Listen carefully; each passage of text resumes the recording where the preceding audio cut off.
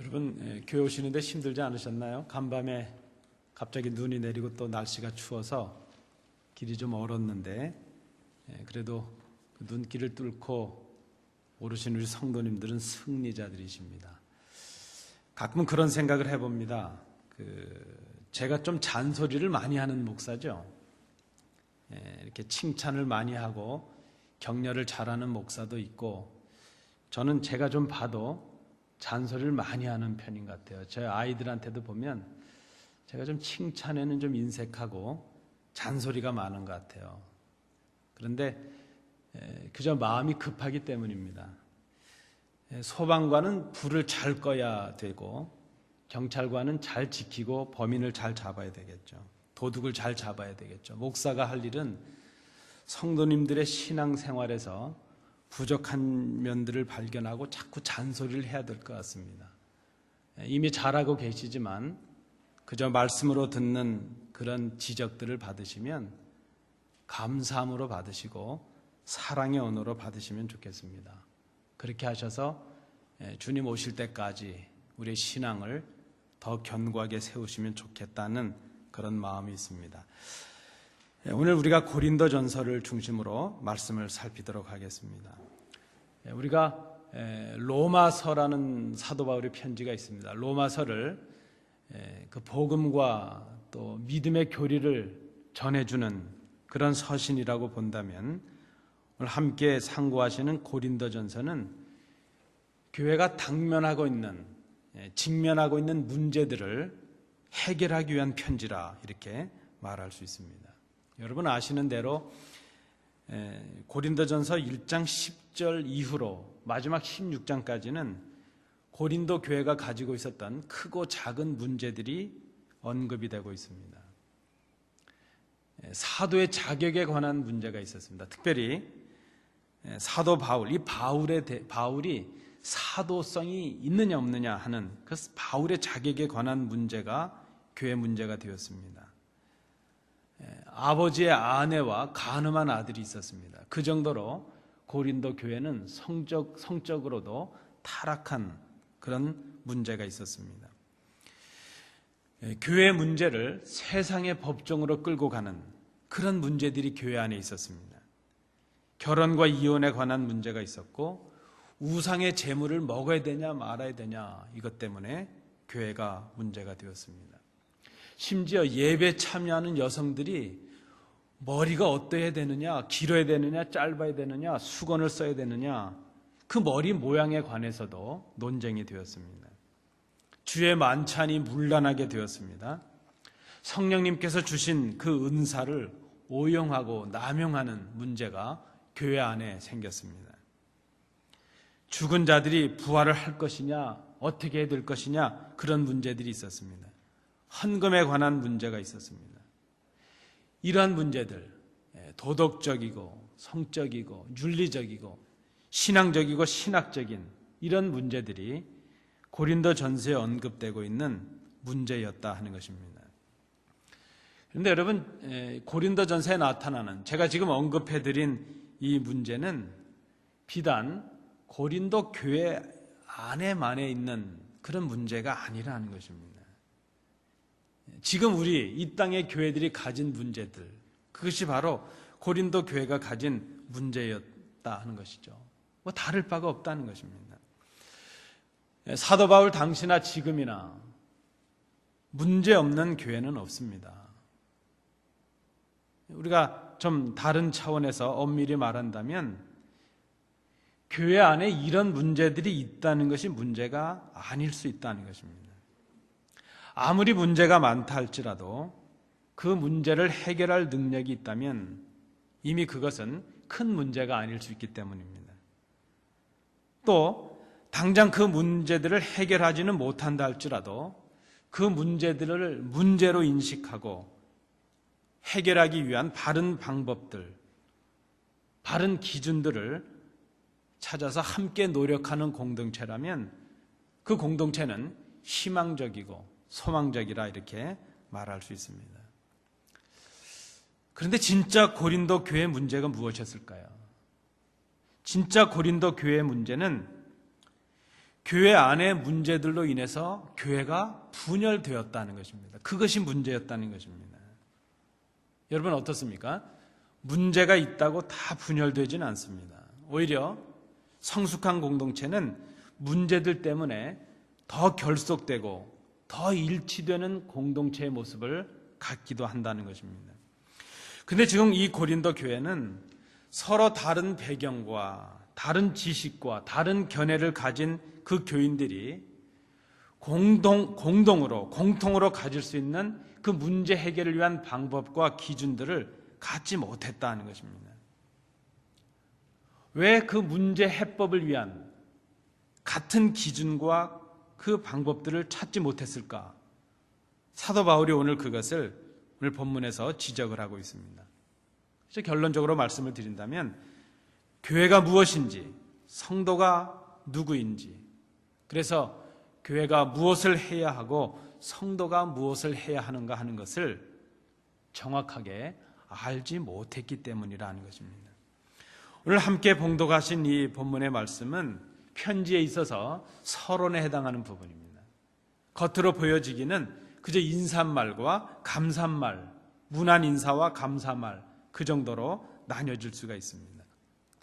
1절부터 3절 말씀에 보면 사도 바울은 내면적으로 우리가 오늘 이 본문을 상고하려는 그 차원에서 보면 그 문제 해결을 위한 기준과 방법이 되는 그것을 제시하려고 합니다. 성도가 누구인가 하는 것이죠. 교회가 무엇인가 하는 것입니다. 그리고 4절부터 9절 말씀에서는 그러면 그 교회가 교회됨을 지켜나가는 것이 무엇을 행하는 것인가 하는 것을 감사의 형식을 빌어서 지금 말씀을 하고 있다는 것입니다.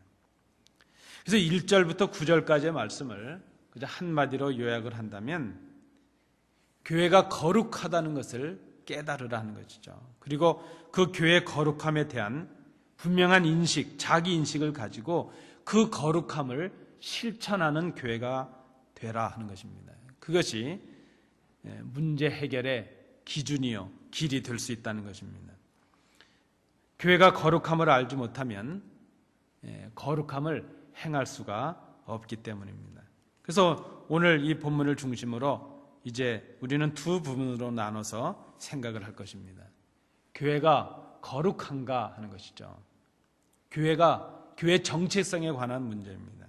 그리고 이제 5절부터 9절은 그 거룩한 교회가 무엇을 행해야 되느냐 하는 것을 이제 본문을 중심으로 말씀을 나누도록 하겠습니다. 먼저 생각할 것이 이것입니다. 왜 교회가 거룩한가 하는 것이죠. 여러분, 교회는 거룩합니까? 여러분은 거룩한 분들이죠. 그래서 성도라 이렇게 불려지지 않습니까?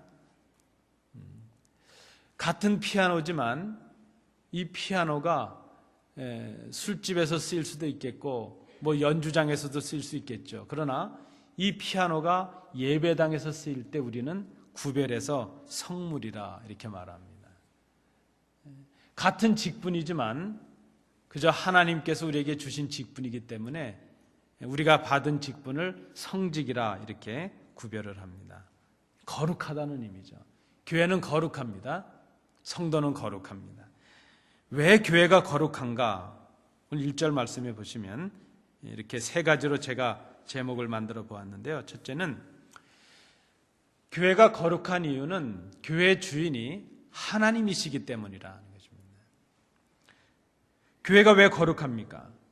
거룩하신 하나님께서 교회를 하나님의 소유로 삼으셨기 때문이라는 것입니다. 바울은 오늘 1절 말씀해 보시면 자신이 하나님의 부르심을 받아서 사도가 되었다 이렇게 고백을 합니다. 지금 이 사도 바울이 굳이 자신이 하나님의 부르심을 받아서 사도가 되었다는 것을 밝히는 이유는 이 사도의 자격 문제가, 이 사도에 관한 시비 문제가 고린도 교회 분열에 또 하나의 큰 문제가 되었기 때문입니다. 이어서 사도 바울은 또 그렇게 말합니다. 바로 성도들, 그 교인들이 하나님의 부르심을 받은 성도라 그렇게 말합니다. 이것은 하나님의 소유로 삼으시겠다는 하나님의 선택이라는 것입니다. 여러분, 교회가 왜 거룩합니까? 하나님께서 택하셔서 하나님의 소유로 삼으셨기 때문입니다. 교회라는 말 자체에 에클레시아라는 말 자체가 뽑아냈다는 뜻이죠. 선택했다는 뜻이 있습니다. 오늘 1절 말씀, 2절 말씀 첫 부분에 보면 이런 표현이 있습니다. 고린도에 있는 하나님의 교회 그랬습니다. 이 표현에 우리가 좀 주의를 기울여야 될 것입니다. 이 땅에 세워진 모든 교회의 정확한 이름은 하나님의 교회입니다. 고린도라는 지역에 세워졌지만 그 나름대로 이름이 있겠지만 그 교회는 하나님의 교회입니다. 겉으로 보여지는 교회 이름은 고린도 교회지만 내면적인 교회 이름은 하나님의 소유된 하나님의 교회라는 것입니다. 웨스트 오렌지에 세워진 안디옥 장로교회는 하나님의 교회입니다. 그것이 우리 교회의 정체성이라는 것입니다. 하나님께서 특별히 정하시고 택하셔서 하나님의 소유를 삼으셨다. 하나님의 것이 되었다는 것입니다. 거룩하신 하나님의 것이 되었기에 교회는 거룩하고 성도는 거룩합니다.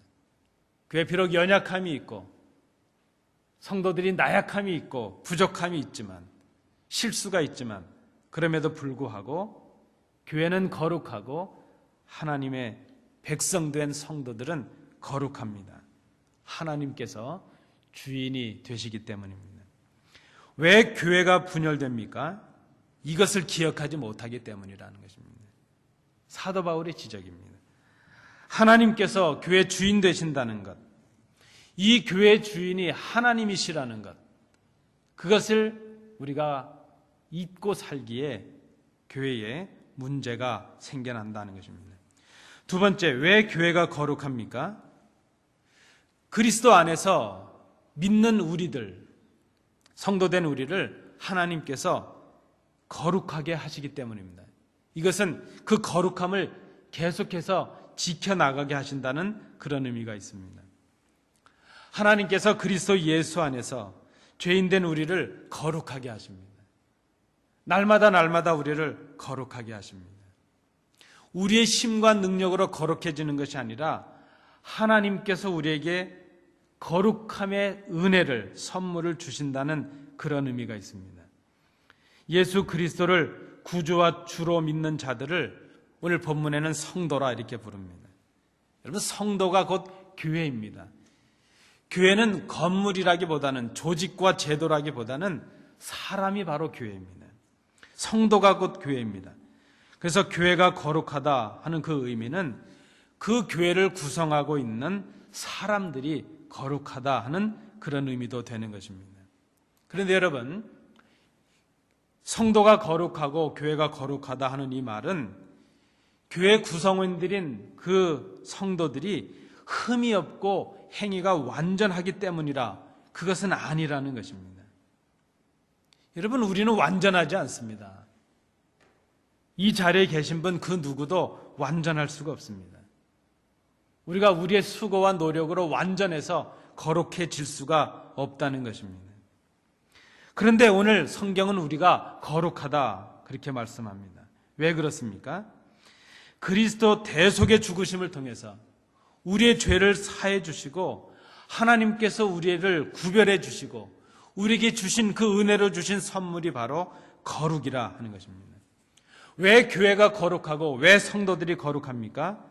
거룩하신 하나님께서 우리를 거룩하도록 구별해 주셨기 때문이라 하는 것입니다. 하나님의 은혜로 거룩해진 교회, 하나님의 은혜로 거룩해진 성도들. 그래서 교회는 거룩해야 하고 성도는 거룩해야 합니다. 여러분은 거룩하게 살아가야 될 사명이 있습니다. 왜 그런가 하면 하나님께서 우리를 거룩하게 부르셨기 때문입니다. 교회가 거룩하다는 것, 성도된 우리들이 거룩할 수 있다는 것, 그것이 하나님께서 우리에게 주신 큰 은혜요 선물이라는 것을 생각해야 될 것입니다. 자, 세 번째로 오늘 3절, 5절 말씀에 보시면 왜 교회가 거룩합니까? 하나님께서 지금도 교회를 위해서 일하시기 때문이라 하는 것입니다.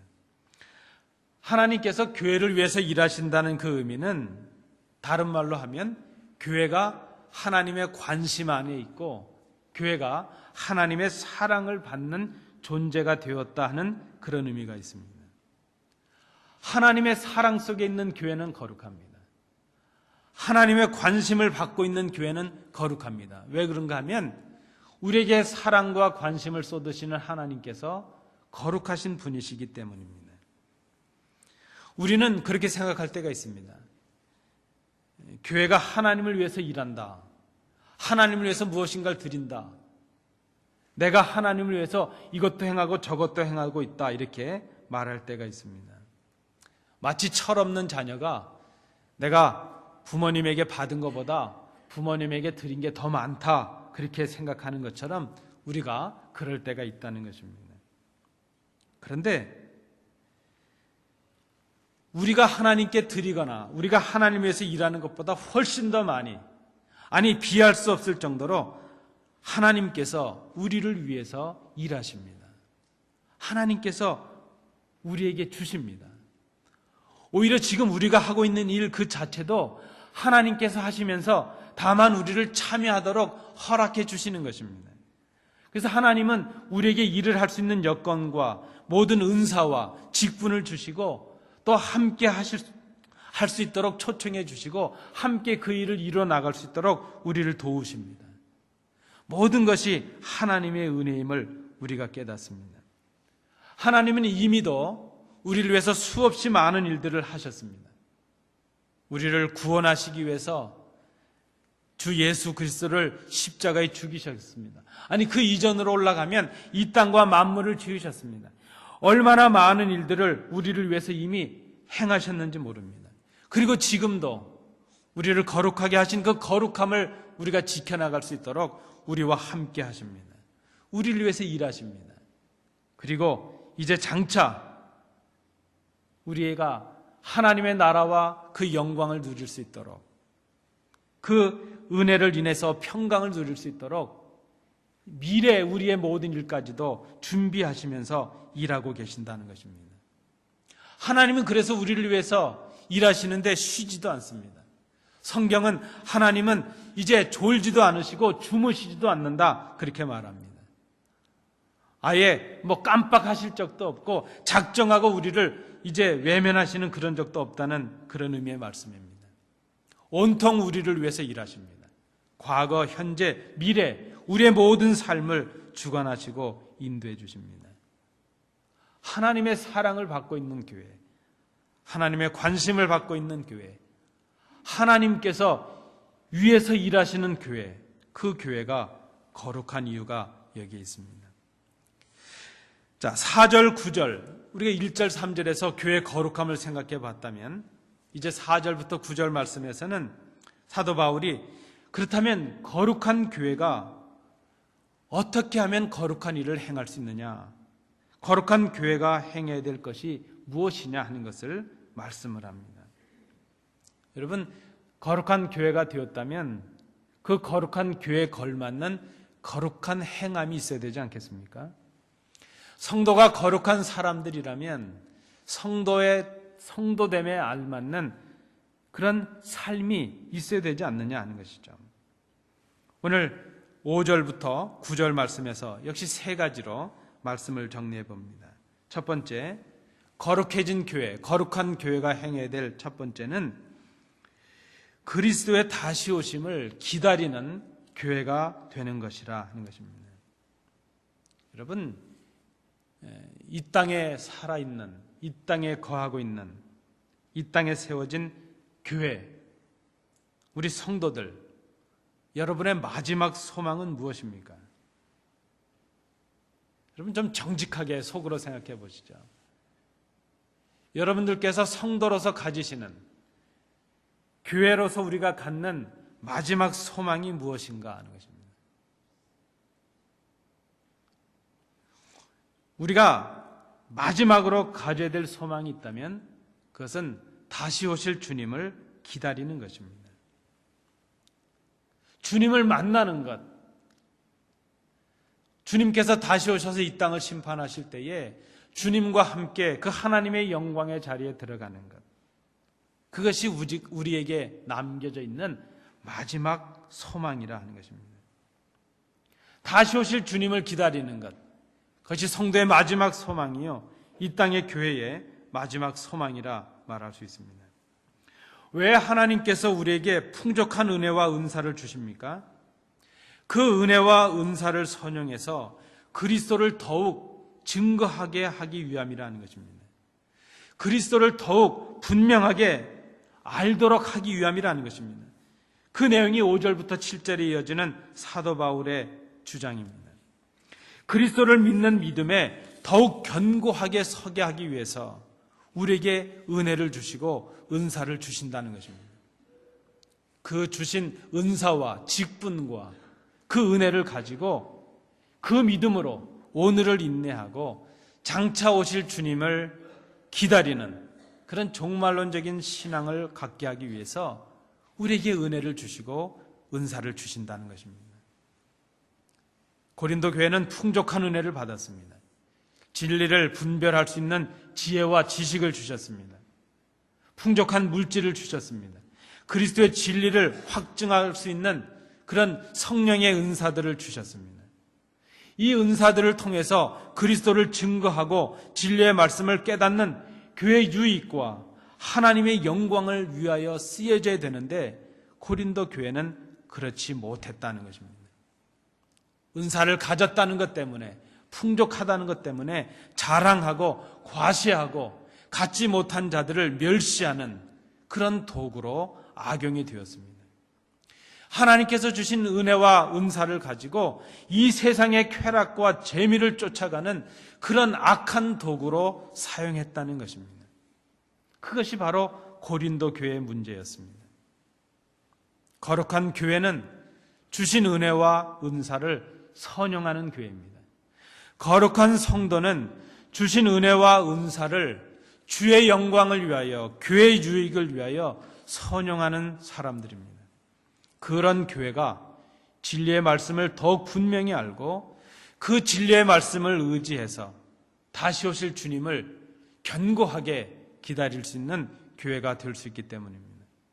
여러분, 그래서 거룩한 교회는 이 땅을 바라보지 않습니다. 세상의 방법, 세상의 유혹, 세상과 같아지려는 그런 세상에 대한 미련을 갖지 않습니다. 거룩한 성도는 그래서 비록 이 땅에서 살아가지만 그의 소망과 기대는 하나님의 나라에 있습니다. 세상에 미련을 두지 않습니다. 세상에 보암직하고 먹음직한 것들, 세상에서 누리는 그런 재미들에 마음을 빼앗기지 않습니다. 왜 그렇습니까? 그의 관심과 그의 소망과 그의 기대는 다시 오실 주님을 바라보는 데 있기 때문이라 하는 것입니다. 그것이 거룩한 교회가 해야 될 첫 번째 모습입니다. 다시 오실 주님을 기다리는 그런 교회, 그런 교회가 거룩한 교회요, 거룩한 성도라 말할 수 있습니다. 자, 거룩한 교회가 행할 일이 무엇입니까? 두 번째는 오늘 8절 말씀을 중심으로 이렇게 제목을 붙여봅니다. 책망 받을 것이 없는 교회가 되는 것이라 하는 것입니다. 여러분, 거룩한 교회는 책망 받을 것이 없어야 됩니다. 책망 받을 것이 없다 하는 이 말은 다른 사람들로부터 비방을 받지 못하게 하라는 것이죠. 받지 않게 하라는 것이죠. 그 누구도 비방할 수 없을 만큼 흠이 없어야 된다는 그런 의미가 있습니다. 세상은 세상을 살아가는 기준이 있습니다. 그러나 교회는, 성도는 또 성도답게, 교회답게 살아가는 그런 기준을 가집니다. 교회는 세상의 도덕적이고 윤리적인 기준과 그런 잣대보다도 더 엄격한 기준을 갖습니다. 그것은 진리의 말씀이라는 기준입니다. 그래서 교회는 세상보다 더 정결해야 됩니다. 믿는 성도들은 믿지 않는 사람들보다 더 정직해야 됩니다. 더 깨끗해야 됩니다. 여러분, 교역자라는 이름, 우리의 직분의 이름 혹은 성도라는 그 이름이 세상에서는 가치가 되고 보증이 될 수 있어야 된다는 것입니다. 요즘 제가 목사인데요, 이만저만 하시죠. 그러면 세상이 어떻게 볼까요? 아, 목사님이세요? 그럼 무조건 믿죠. 이렇게 될까요? 아, 장로님이세요? 아, 그러면 틀림없죠. 아, 성도세요? 교인이세요? 교회세요? 제가 얼마 전에 교회가 뭘 하는데 보증을 요청한다는 말을 듣고 제가 깜짝 놀랐습니다. 이제 세상이 이렇게 된 것이죠. 여러분, 성도라는 이름이, 교회라는 이름이, 교역자라는 이름이 세상에서 어떤 가치가 되고 보증이 되는 이 시대를 우리가 살아가고 있겠습니까? 주님 다시 오시는 그날까지 거룩한 교회, 거룩한 성도들은 그날까지 견고하게 서기 위해서 정결해야 될 것입니다. 책망받을 것이 없어야 된다는 것입니다. 바꿔서 말하면 주님 다시 오시는 그날 주님 앞에 설 수 있는 사람들은 책망받을 것이 없는 사람이어야 된다는 그런 의미가 되기도 할 것입니다. 1월 7일자로 한국의 교회개혁 실천연대라는 곳이 있는데 그곳의 그 부설 교회문제상담소에서 지난 2016년 한 해 동안 교회 갈등과 분쟁에 대한 상담 사례에 대한 어떤 보고서를 이제 지상에 발표했습니다. 전체 그 사례 162건 가운데 제일 많은 건수, 한 23%를 차지한 그 건수가 무엇인가 하면 교역자들 혹은 교회 소수의 재정 전횡에 관한 문제였습니다. 부끄럽지만 대개 교역자들에 관한 문제가 많았죠. 교역자들이 재정을 임의대로 전횡한다는 것, 그것이 교회 갈등과 분쟁의 큰 이유였다는 것입니다. 그 다음에 순서들이 언급이 되었는데 교역자의 성적 비행 문제들, 이것이 교회가 세상으로부터 신뢰를 잃는 큰 이유였다는 것입니다. 한국의 대형 교회 교역자들이 성적 비행이 발각이 되고서도 뻐젓이 새롭게 교회를 합니다. 오히려 개척해서 나갔는데 2,000명, 3,000명이 모였다고 베드로가 행했던 성령의 역사가 일어났다고 자랑들 합니다. 이런 일들이 교회 신뢰를 깨트리는 그런 이유들이 되었다는 것입니다. 그 다음 문제는 이단의 도전 문제가 심각했습니다. 그리고 교회 세습 문제들, 이런 것들이 교회가 갈등을 빚고 분쟁을 일으키고 세상으로부터 신뢰를 잃는 이유였다 하는 것을 통계적으로 발표를 했습니다. 여러분, 지금 이 땅의 교회들, 우리가 정직하게 고백해야 될 것입니다. 세상을 향해서 정직과 정결을 외칠 수 없는 교회가 되었습니다. 세상을 향하여 주의 말씀을 들고 외치면서 주님께로 들어오라고, 돌아오라고 외칠 수 있는 교회가 되지 못하고 있다는 것입니다. 여러분, 가슴 아픈 이야기지만 세상보다 못한 교회가 되었습니다. 믿지 않는 사람들보다 못한 성도들이 되었습니다. 아니, 믿지 않는 사람들보다 못한 교역자들이 되었습니다. 저를 포함해서 그렇습니다. 이것은 누구를 탓할 것이 아니라 우리 스스로에 대한 반성이어야 될 것입니다. 세상의 빛이요 소금이 되어야 될 교회가 우리 장로님이 기도하신 대로 오히려 세상의 조롱의 대상이 되고 말았다는 것입니다. 여러분, 교회는 정결해야 됩니다. 교인은 정직해야 됩니다. 교회는 거룩해야 됩니다. 하나님께서 거룩하시고 거룩하신 하나님께서 교회를 거룩하게 하셨기 때문입니다. 책망받을 일이 없는 교회가 되라. 주님 오실 때까지 이것을 견고하게 지켜나가는 것, 그것이 이 땅에 세워진 거룩함을 받은 교회의 큰 사명이라 하는 것을 우리가 생각해야 될 것입니다. 마지막 세 번째로 거룩한 교회가 행해야 될 세 번째는 9절 말씀입니다. 부르심에 합당하게 교제하는 교회가 되는 것이라 말할 수 있습니다. 오늘 이 사도 바울의 서신 서론에 보면 하나님은 우리를 그리스도 안에서 부르셨다 이렇게 말씀합니다. 부르신 이유가 무엇인가? 그것은 하나님과 주님께서 함께 하셨던 그 교제에 성도된 우리도, 교회된 우리도 참여하게 하시기 위함이라는 것입니다. 그 교제를 통해서 하나님께서 거룩하신 것처럼 우리도 거룩하게 하시기 위함입니다. 그 사귐과 교제의 본질은 하나됨에 있습니다. 요한복음 17장 11절 하반절에 보면 이제 하나님께로 돌아가실 그 주님께서 하나님 앞에 당신의 제자들과 이 땅에 남겨지는 백성들을 위해서 대제사장적으로 중보의 기도를 하신 내용이 기록되고 있습니다. 그 중에 한 구절입니다.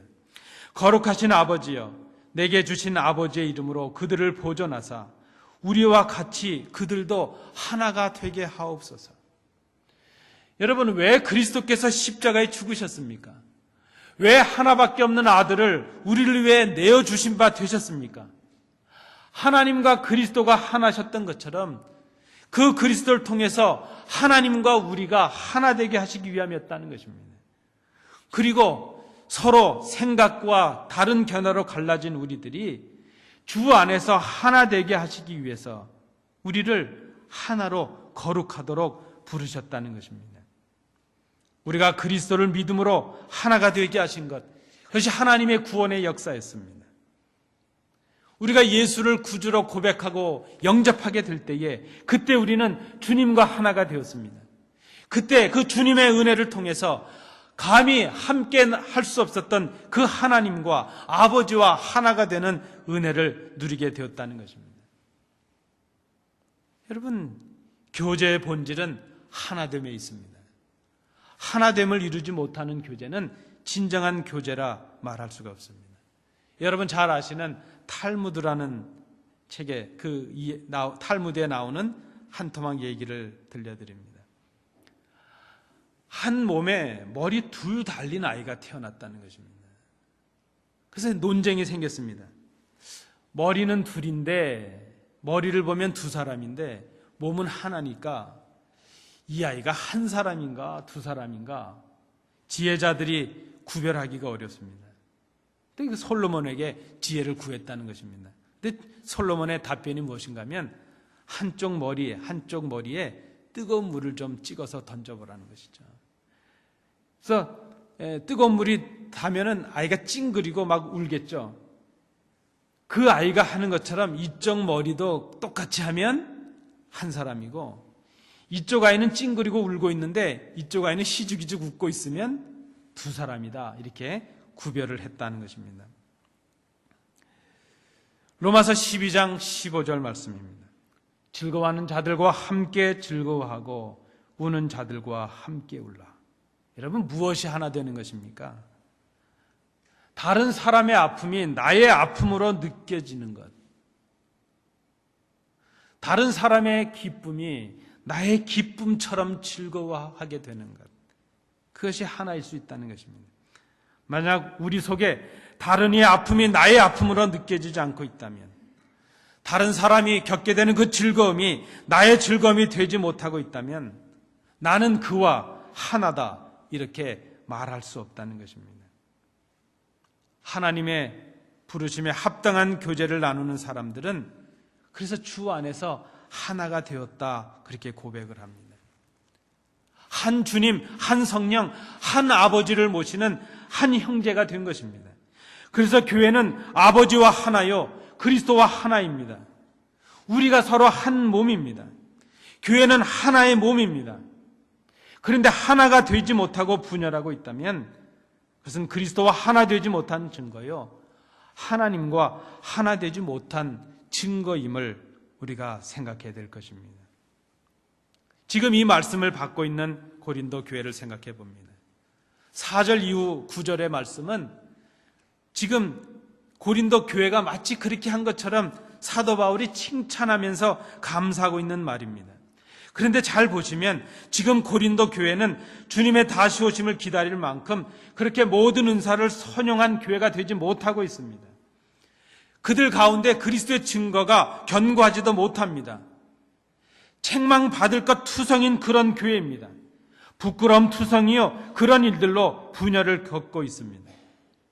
그리스도의 죽으심으로 주신 그 하나됨을 상실한 교회가 되고 말았습니다.